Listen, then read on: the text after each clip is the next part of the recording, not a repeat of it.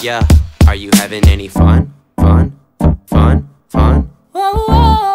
My hair does not look cute because these curls completely fell out. But this is my ugly sweater, even though it's not ugly.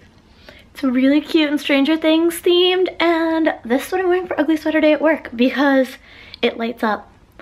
Also, it's raining out. This is battery powered. I'm about to walk to work in the rain in a battery powered shirt. So wish me luck not dying, guys. So I'm here to break some bad news to you guys. Your doctors don't always have your best interests in mind. So straight after work, I went to a doctor's appointment. Still wearing my super cute sweater, by the way.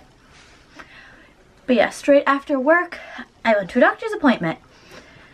And it wasn't good. It was at my primary care rather than for mental health as my other doctor's appointments lately have been. My primary care pretty much said, oh, your lungs are crappy. Too bad. Which really irks me that was their response. Like, oh, like, we're not going to do any more testing, you have bad lungs. But it is what it is. But then food and weight got brought up. Apparently in the last year, I have lost 20 pounds total, 10 of which were in the last 3 months. And she started praising me for it. Said that that's great. She's very proud of me and I need to keep doing what I'm doing. And that's difficult because I mentioned my eating disorder diagnosis and how, you know, my other doctor wanted me an inpatient, and she just kept saying, no, like, you're doing great. You're losing weight like you should be. Like, you're on track. Just keep losing weight like this. You don't need to go into the hospital. You're doing great. Don't listen to your doctor. And then she told me that she wants me to lose 45 more pounds. So I'm going to be honest with you guys. I don't like talking about my weight, but to put it into perspective, losing 45 more pounds would have me at 105. Yeah. And I am going to say, guys, I'm not skinny, but I don't think that I'm big. Like, I'm definitely not thin by a long shot.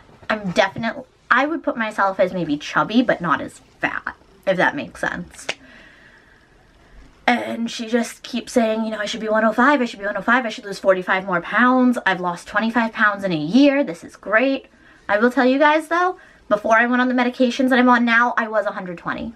Like, in middle school, I was 105, 110. High school, I think I was like 110, 115. I think I ended up at like 120 out of college. And I was like 120 for like a good solid long time until they changed my meds, and then I gained a bunch of weight, which is very normal when you go on meds. Very normal. And it includes like changing my birth control, like changing my meds for my bipolar, all that. Like, I gained a lot of weight at that point.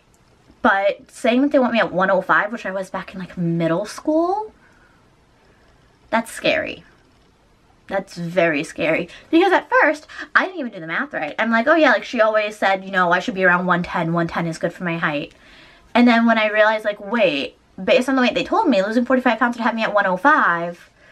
A 5-pound fluctuation isn't a big deal, but if I was that small at 5'2", at 26 years old, that's not really normal.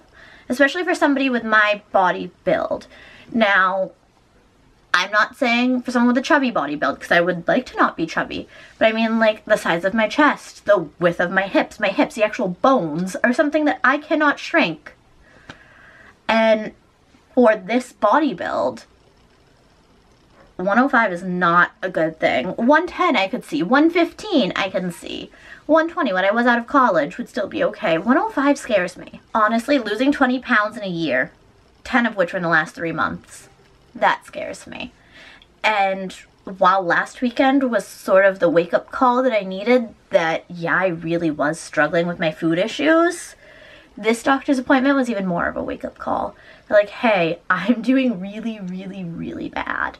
And this is really scary. And then for my doctor to be like, this isn't scary, you don't have a problem. If anything, you need to be losing more weight.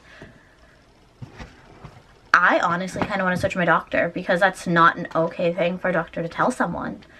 but I'm not going to switch my doctor. Realistically, I'm going to keep going to the same doctor because what will really happen if I switch doctors? Like, my insurance won't cover most places. It's very specific in where I can go.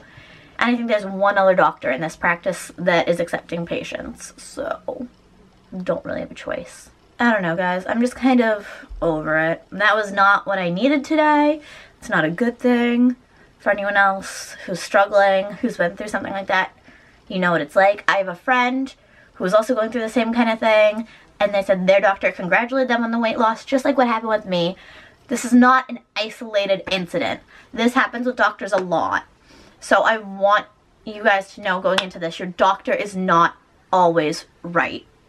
You see your primary care doctor once a year. If you see a therapist or prescriber or anything like that, I'm sure that you see them significantly more frequently. They are the one to listen to. They are the ones who actually know you, actually pay attention to you.